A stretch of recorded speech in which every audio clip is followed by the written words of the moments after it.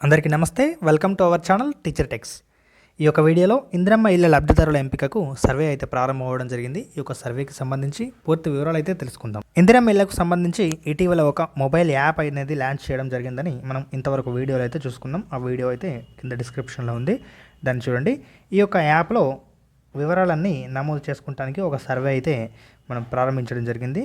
ఆ యొక్క సర్వే ఏంటంటే, మనం ఇంతకుముందు అయితే ప్రజాపాలన దరఖాస్తులు వచ్చాయి కదా, ఆ యొక్క దరఖాస్తులలో ఇందిరమ్మ ఇల్లు కావాలని ఎవరైతే టిక్ మార్క్ చేసుకుంటారో ఆ యొక్క దరఖాస్తుల ఇళ్లకు వెళ్ళి అధికారులు అయితే యాప్లో వివరాలు అయితే నమోదు చేస్తారు. మరి ఈ అధికారులు రాష్ట్ర వ్యాప్తంగా 8,54,554 దరఖాస్తుదారుల ఇళ్లకు వెళ్ళి ఆ యాప్లో అయితే వివరాలు నమోదు అయితే చేయడం జరుగుతుంది. మరి జిల్లాలో కలెక్టర్లు ప్రత్యేక సమీక్షలు ఏర్పాటు చేసి పురపాలికలు సిబ్బందికి మార్గదర్శకాలు అయితే జారీ చేయడం జరిగింది. ప్రతి 500 దరఖాస్తుదారులకు ఒక సర్వేను ఏర్పాటు చేసి కనీసం రోజుకు ఒక 20 దరఖాస్తులు అయితే పూర్తి చేయాలని అయితే టార్గెట్ అయితే ఇవ్వడం జరిగింది. మున్సిపాలిటీలో సర్వేయర్లుగా వార్డు అధికారి, బిల్ కలెక్టర్, జూనియర్ అసిస్టెంటు, అదేవిధంగా గ్రామీణ ప్రాంతాల్లో అయితే గ్రామ పంచాయతీ కార్యదర్శి, ఉపాధి హామీ సిబ్బందిని అయితే నియమించడం జరిగింది.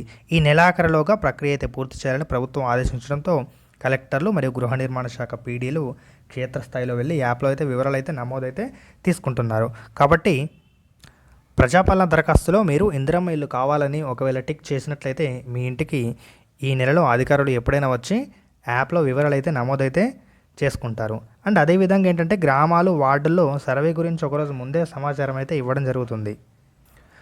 అధికారులు ఇంటికి వచ్చేసరికి కావాల్సిన డాక్యుమెంట్స్ అన్ని రెడీ చేసుకుని ఉండాలని దరఖాస్తుదారులకు ఇదివరకే చెప్తున్నారు. అండ్ అదేవిధంగా చూసుకుంటే మహబూబ్ నగర్, మెదక్, నిజామాబాద్, భద్రాద్రి కొత్తగూడెం జిల్లాలో కొన్ని ప్రాంతాల్లో పైలట్ ప్రాజెక్టుగా సర్వే చేయడం జరిగింది. దీంట్లో కొన్ని సాంకేతిక వాటిని సరిచేసి పూర్తి స్థాయిగా యాప్ను అయితే రూపొందించడం జరిగింది.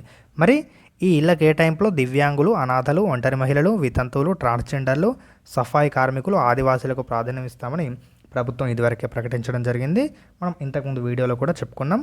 అదేవిధంగా ఈ నేపథ్యంలో యాప్లో వివరాలు పొందుపరిచే విధంగా రూపొందించడం జరిగింది. అండ్ అదేవిధంగా అధికారులు మీ ఇంటికి వచ్చినప్పుడు ఈ దరఖాస్తుదారు ఉంటున్న సొంత ఇల్లా లేక అద్దె ఇల్లా, ఇటువంటి రకంగా వాళ్ళు ఏ రకమైనది అయినట్లయితే ఆ రకమైన కింద ఒక 3 ఫోటోలు తీసి అయితే అప్లోడ్ చేయడం జరుగుతున్నారు. ఆర్టిఫిషియల్ ఇంటెలిజెన్స్ ద్వారా ఈ యొక్క ఫోటోలు అయితే తీసుకోవడం జరుగుతుంది.